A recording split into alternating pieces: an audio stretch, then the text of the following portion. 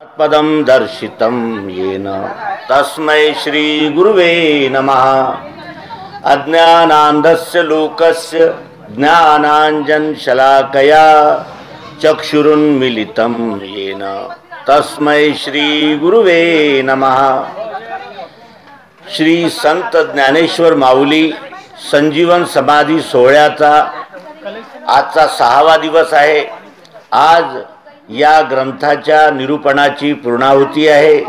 त्याचप्रमाणे या ठिकाणी जमलेले आणि या हवन कार्यक्रमामध्ये सर्व उपस्थित आबाल वृद्ध आणि सर्व ज्येष्ठ नागरिक, महिला, बंधू भगिनी या सर्वांचं मी हार्दिक स्वागत करतो। अंतिम दिवसाचं हे अंतिम सत्र आहे, अंतिम निरूपण आहे। फक्त 10 मिनिटं मी बोलणार आहे, त्यानंतर आपण आरती करूया आणि या कार्यक्रमाची इथे सांगता होईल। उद्या शोभायात्रा आणि त्या शोभायात्रेनंतर या कार्यक्रमाला समापन होईल। आणि त्यानंतर म्हणजे शोभायात्रेनंतर श्री कमलनयन हरिभक्त परायण श्री कमलनयन महाराज फटिंग वर्धा यांचं गोपाल काल्याचं कीर्तन होईल आणि त्यानंतर दहीहंडी आणि त्यानंतर महाप्रसाद होईल आणि त्याने मग या कार्यक्रमाची सांगता होईल। तर या पूर्णाहुतीच्या प्रसंगी सांगायचं एवढंच आहे की जसं मजूर महिनाभर काम करतो, कशासाठी? पगारासाठी। पगार मिळेल कारण त्या पगारावर पुढच्या महिन्याचं सगळं आधारित असते। तसं हे जप तप तीर्थ व्रत हे करणं किंवा कोणतं पारायण आहे, निरूपण आहे, हे 7 दिवसाचे सप्ताह आहेत, संत महात्म्यांची सेवा आहे, अन्नदान आहे, हे कशासाठी केलं जातं? भक्ती प्राप्त करण्यासाठी। भक्तिवीण मुक्ती बळेवीण शक्ती बोलू नये, भावे वीण भक्ती आणि भक्तिवीण मुक्ती। ती भक्ती काय आहे? भक्तीच्या नावाखाली आपण अनेक प्रकारचे कामं करतो, वास्तविक ती भक्ती नाही। भक्ती या शब्दाचा अर्थ आहे एक होणे, विभक्त आणि भक्त। आपण सर्व जोपर्यंत परमात्म्यापासून विभक्त राहतो तोपर्यंत आपल्याला शांती, समाधान, सुख, संतोष, आनंद, प्रेम कधीच मिळू शकत नाही। जेव्हा आपण भगवंताशी एकरूप होतो, ज्याला भक्ती म्हणतात, आपल्याला भक्त व्हायचं आहे। तर ही भक्ती म्हणजे काय? कुणी सांगतात योग करा, यज्ञ करा, विधी करा, उपवास करा, तपास करा, याला लोक भक्ती म्हणतात।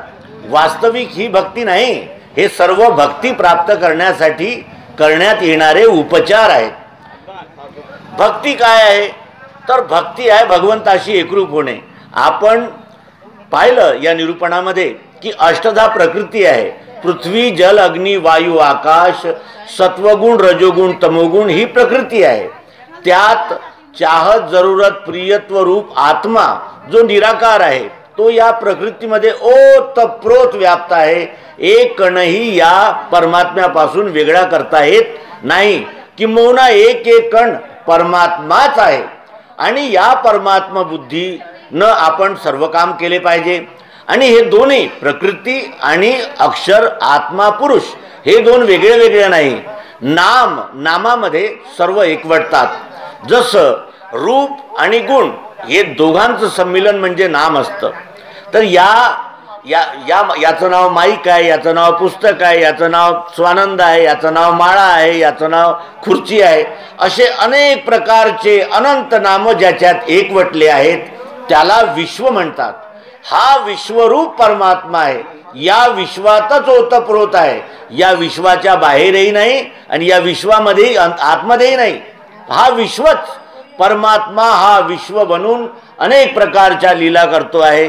उत्पत्ती स्थिती लय, उन्हाळा हिवाळा पावसाळा, सुख दुःख आनंद असे हे सतत चालणारं चक्र हे परमात्म्याचंच रूप आहे, परमात्माच आहे। आपल्या म्हणजे जिथे आपण जिकडे पाहू, सकाळपासून रात्रीपर्यंत ज्याच्याशी आपण व्यवहार करू तो परमात्माच आहे। या दृष्टीने व्यवहार करणे म्हणजे भक्ती। विभक्त हा जेव्हा भक्त होतो तेव्हा मग जे करतो आपण, जसं नोकरी करायची आहे तर ती कशी करायची? मी साक्षात परमात्म्याची सेवा करतो आहे या समर्पित भावनेने करायची। पत्नीमध्ये परमात्मा आहे, मुलांमध्ये परमात्मा आहे, घरामध्ये आहे, दगडामध्ये आहे, धोंड्यात आहे, कपड्यात आहे. ज्याच्याशी आपला संबंध येईल तो परमात्माच आहे हे जाणून, मानून नाही. कारण आजपर्यंत सर्व शास्त्र आपल्याला मानायला सांगतात, पण श्रीमद भगवद्गीता जाणायला सांगते. जाणून करा. हा विश्वरूप परमात्मा अनंत रूपाने, आकाराने, प्रकाराने, अनेक म्हणजे घडामोडींनी आपल्या समोर येतो, आपल्या भेटीला येतो. पण आपण काय म्हणतो, मी वेगळा आहे आणि हे वेगळं आहे. या वेगळेपणाच्या भूमिकेतून काढून एकच विश्वरूप परमात्मा, त्याची एकच भक्ती, आपलं कर्तव्य इमानदारीनं, सचोटीनं आणि परमात्मा स्वरूप जाणून करणे म्हणजे भक्ती होय. आणि या भक्तीला प्राप्त करण्यासाठी साधन कोणतं आहे? 4 प्रकारची साधनं आहे. ज्याला ज्ञान विज्ञान घेणं देणं जमते त्यानं ते करावं, त्याला ब्राह्मण म्हणतात. मग तो कोणत्याही जातीचा असो, पातीचा असो, लहान असो, मोठा असो, कोणत्याही संप्रदायाचा असो, कोणत्याही भाषेचा, देशाचा, कोणी असो, जो ज्ञान विज्ञान घेतो आणि देतो त्याला ब्राह्मण म्हणतात. जो क्षत्रिय आहे त्याचं कार्य काय? न्याय आणि रक्षा करणं हे क्षत्रियाचं कार्य आहे. त्यानंतर व्यापारी, गोपालन करणारा वैश्य हा त्या दृष्टीने म्हणजे या विश्वामध्ये राहणाऱ्या सर्व जीवांचं पालन पोषण करतो. आणि ज्यांच्यानं हे 3ही कामं जमत नाही तो शरीर सेवा करतो, तो श्रम सेवा करतो, त्याला शूद्र म्हणतात. शूद्र आणि क्षत्रिय, ब्राह्मण, वैश्य याच्यात छोटा नाही, कोणी मोठा नाही. जर मला सर्व आहे आणि पाय नसते तर मी इथे आलो असतो का? बरं, मला पाय आहे, हात नसते तर मी आलो असतो का? मला सर्व असतं, डोकं नसतं तर आलो असतो का? हे 4ही वर्ण या विश्वरूप परमात्म्याच्या सेवेसाठीच आपलं कर्म करतील, ती भक्ती.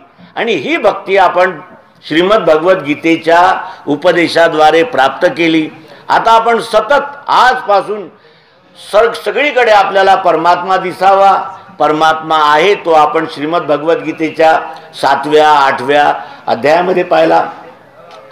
आणि 11व्या अध्यायाची सुरुवात भगवंताने कशी केली? भगवंत म्हणतात, नाही अर्जुन म्हणतो, अर्जुनापासून सुरुवात आहे. देवा, आतापर्यंत तुम्ही जेवढं सांगितलं तेवढं मी ऐकलं, मला पटलं, माझ्या गुरूंनी मला हेच सांगितलं, पण मला आता आत्मा दाखवा. काय म्हणतो तो? द्रष्टयात्मानम, मला दाखवा तो आत्मा. मी फक्त आत्म्याच्या विषयी आतापर्यंत ऐकलं, तुम्ही म्हटलं ते काही खोटं नाही, खरं आहे, पण मला दाखवा. मला दाखवाल नाही तोपर्यंत मी समजणार नाही आणि मला आपल्या डोळ्याने पाहायचं आहे.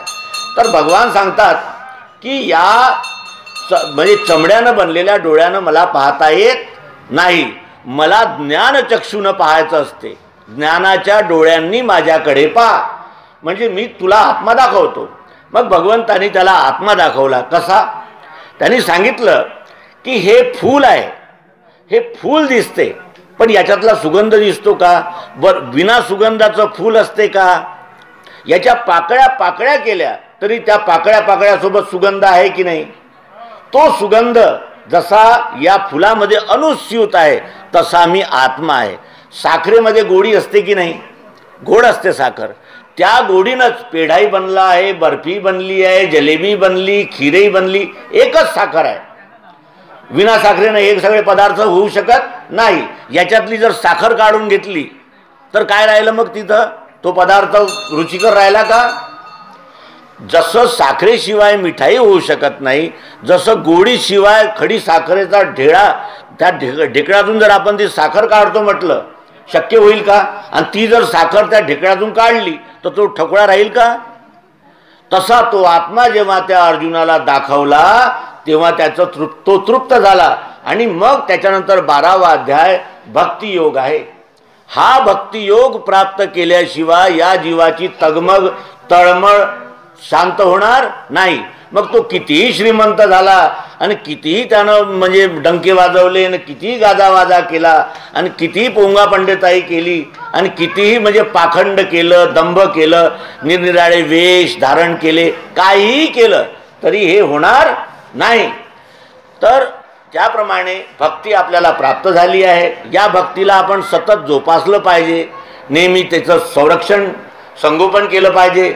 सतत हे मनामध्ये जागृती ठेवली पाहिजे की या जगातला एक एक कण परमात्माच आहे. परमात्म्याशिवाय या जगात काहीच नाही. म्हणून आपण सर्वांशी कसं वागलं पाहिजे?